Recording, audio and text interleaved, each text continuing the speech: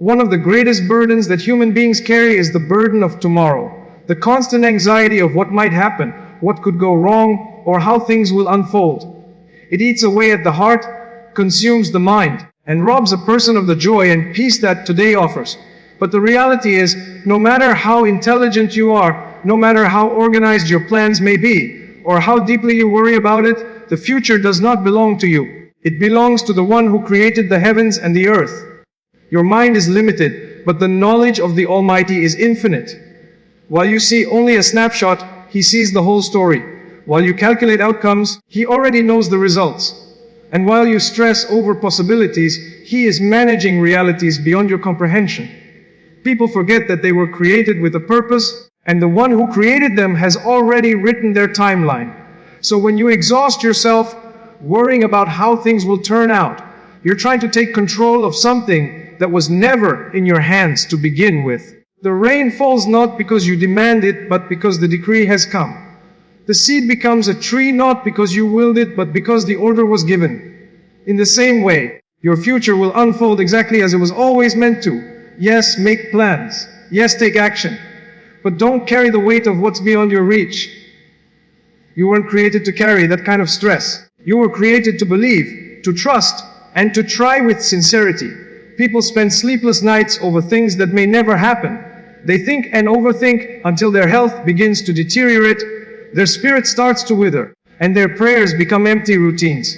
But imagine the peace that comes when you realize you don't have to control it all. You don't have to know what tomorrow holds, because you know who holds tomorrow. That awareness changes how you walk, how you think, and how you live. You begin to understand that your responsibility is effort, not outcome. That what's meant for you will come. Not a moment too soon, not a second too late. And what's not meant for you, no matter how much you crave it, will pass you by. When you recognize this truth, you stop chasing the illusion of control. You stop trying to write your own future with the pen that was never in your hand. You begin to find comfort in the reality that while you are striving on earth, the decisions are being made above. You start to let go of the toxic need to predict what comes next, and instead you start embracing what is right now. That is not weakness. That is wisdom. That is faith in action. That is walking with certainty, even when the road ahead is unclear, because your trust is not in your own foresight, but in divine wisdom that has never failed you, even when you didn't understand it. There are people whose lives are so deeply wrapped in the fears of tomorrow that they forget the blessings of today. They miss the laughter of their children, the taste of their food, the warmth of the sun, and the beauty of the moment, all because they are trapped in the unknowns of what hasn't even happened yet. Worry becomes a constant whisper, reminding them of what could go wrong, what might not work out, what if they fail, what if they lose. But that whisper is a thief. It steals from the present what it can never guarantee about the future. When you let your mind dwell in what hasn't come, you leave behind what is already here. You begin to fear things twice, once in your thoughts and again if it actually happens. That double punishment is unfair to the heart. You punish yourself in advance for something that may never even arrive. You lose twice. But the truth is, the mind was never meant to carry tomorrow's burdens today. That's why it feels so heavy. That's why your chest tightens, why sleep evades you, and why smiles become rare. You're trying to live in a moment that doesn't exist yet.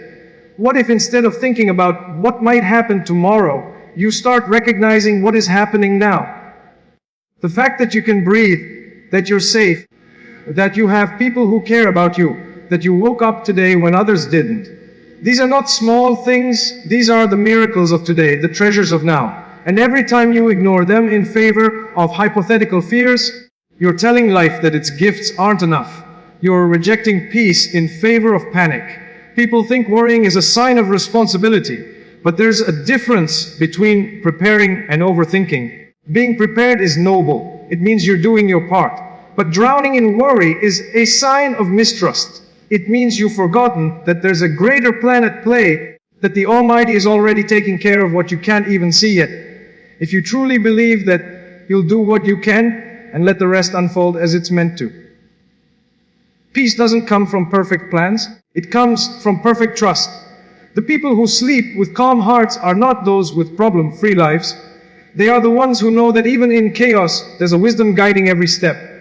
They smile, not because they know what tomorrow brings, but because they know who brings tomorrow. So breathe. Live this day fully. Trust that whatever you meet tomorrow, you'll have the strength, the help, and the guidance to handle it when it arrives. But not now. Not before it's time. When people think about the future, one of the things they fear the most is pain. They fear setbacks, disappointments, rejection, hardship. But life is not a straight path paved with ease. It's a road filled with lessons, and every lesson comes with a test. Those tests are not signs that you are broken or abandoned. They are signs that you are being molded into someone stronger, wiser, and more grounded.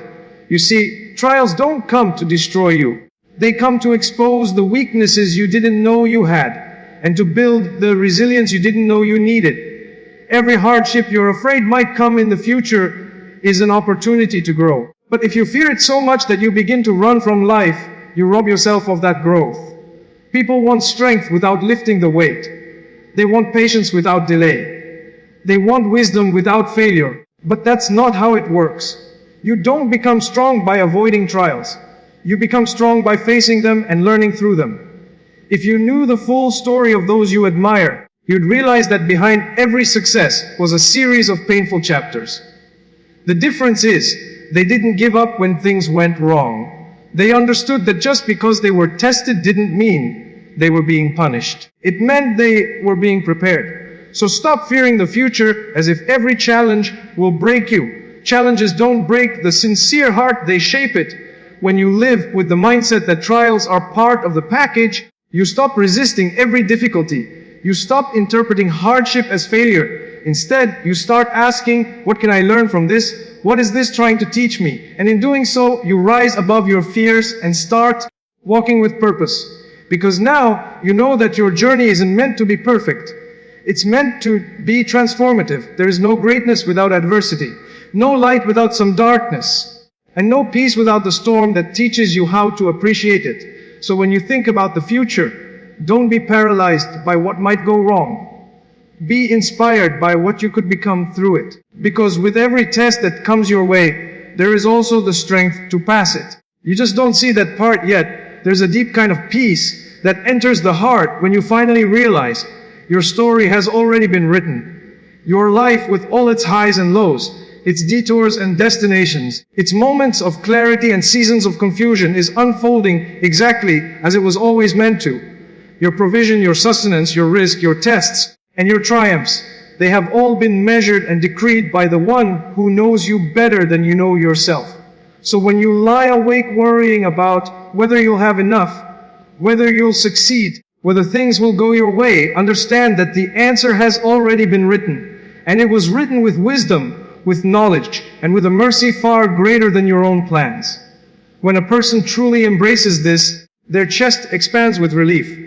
The constant pressure to compete, to rush, to panic over whether you'll get what you desire, it begins to melt away. You realize that what's meant for you will reach you, even if it's buried beneath mountains. And what's not meant for you will miss you, even if it's placed right before your eyes. That job, that spouse, that opportunity, that moment of success, you will not lose what was written for you. So why allow your soul to become tormented chasing what may not even belong to your journey? People often confuse effort with control. You are required to work. You are encouraged to strive, to seek, to do your best. But the results, the timing, the exact manner in which things unfold, that's not in your hands. There are people who worked less but were blessed more. There are those who were overlooked by the world but chosen by the Almighty. That's the power of divine decree. It does not rely on human logic. It flows from a place far beyond what our minds can grasp. When you worry about your future, remind yourself that the same Lord who provided for you yesterday is the one who will provide for you tomorrow. The same one who lifted you from past hardships will never abandon you in your upcoming tests. Provision is not tied to the economy. It's not limited to your qualifications. It doesn't depend on connections, resumes, or timing. It is tied to trust, to faith, to belief that the one who sustains the entire universe has already assigned what you need, when you need it, and how you'll receive it. So many people tie their worth to their outcomes. If they succeed, they feel valuable. If they struggle, they feel forgotten. But your worth is not determined by worldly results. Your worth is in your effort, your sincerity, your patience, and your trust. And that trust should carry you through every uncertain moment. Because even when you don't know what's coming next, you can rest in the comfort that your story is not random. Your path is not chaotic. Every closed door has a reason. Every delay has a purpose. Every missed opportunity is a form of protection you may only understand years from now. There is no need to panic when you know you are being guided. There is no reason to doubt when you believe your Creator is never careless. If you knew how perfectly your path was designed, you would never question a single moment of your journey. So breathe, have patience, and walk your path with dignity. What is written for you is already yours in the unseen, waiting for the right time to be unveiled, and nothing, not fear, not people, not circumstances, can take that away from you. There's a misconception people carry that control equals strength, that the more you can predict, calculate, and manage every part of your life, the more powerful you are. But the truth is, real strength is not in control, it is in surrender. Not the kind of surrender that comes from weakness or defeat. No. This is a surrender rooted in faith, in knowing that after you've done all that you can, you hand over the rest to the one who knows best. That is true power. Look at the world around you. The sun rises every morning without your help. The heart beats without your permission. The rain falls, the wind blows, the stars shine, all without your command. If the universe itself functions on the decree of the Almighty, then why are you so burdened trying to force your life into a shape it was never meant to take? Why do you carry the anxiety of what may happen when what will happen is already known by the one who wrote your story? You pray, you plan, you work, you sacrifice, but you must understand outcomes are not yours to guarantee. That's not your responsibility. Your role is effort, not results. When you understand that, life becomes lighter. You begin to walk with peace. You no longer fear failure because you know that sometimes what you call failure is actually a divine redirection. You no longer panic over delays because you trust that delays are divine pauses to prepare you for what's coming. And you no longer live with anxiety over tomorrow because you realize your tomorrow is already secure, just not visible to yet. Surrender doesn't mean you stop trying. It means you try with all your heart, but release the obsession over how it all ends. It means you make the best decisions you can, then let go. That's when real peace enters the soul. That's when the storm outside doesn't shake the calm within. Because your calm is not built on circumstances, it's built on trust. There are people who live every day shackled by the fear of the unknown. They exhaust themselves trying to make life behave. But the most powerful moments in your journey will not come from trying to force outcomes. They will come from bowing your head, raising your hands, and saying, I've done my part. Now I leave the rest to you. That is not giving up. That is rising above. That is removing the weight from your shoulders and placing it where it belongs, with the one who never burdens a soul beyond what it can bear. When you surrender the outcome, you begin to see life differently. You notice blessings in disguise. You recognize beauty in places you used to ignore. You accept that sometimes not getting what you wanted is the greatest form of mercy. And you start to experience a type of freedom the world can't give. A freedom from worry, from panic, from doubt. A freedom that allows you to live in the moment with clarity, because you are no longer consumed by what lies ahead. That is what it means to be truly free, not chained by control, not trapped in anxiety, but walking with confidence, knowing that your steps are being guided by a hand far more capable than your own. So now you know. Peace doesn't come from knowing the future. It comes from trusting the one who does. You've been exhausting your soul, trying to carry what was never yours to carry. You've been letting fear write the chapters that were already written with wisdom, letting worry steal the moments that were meant to build your faith. The future is not a puzzle you're supposed to solve. It's a journey you're meant to walk, with patience, with trust, with calm effort. Every test, every delay, every unanswered prayer, every unexpected blessing, it's all part of a divine design crafted with precision, not guesswork. When you stop living in the future and start living in the present, you'll realize how many blessings you were blind to. You'll start breathing deeper, loving better, and walking lighter. Because now, you understand the greatest power you have is not in controlling outcomes, but in letting go. Letting go of fear, of control, of overthinking. And holding on to faith, to effort, to sincerity. You're not here to predict tomorrow. You're here to trust that whatever it brings, you'll be equipped to handle it. Not because you are strong alone, but because the one who walks with you is never absent, never unaware, and never late.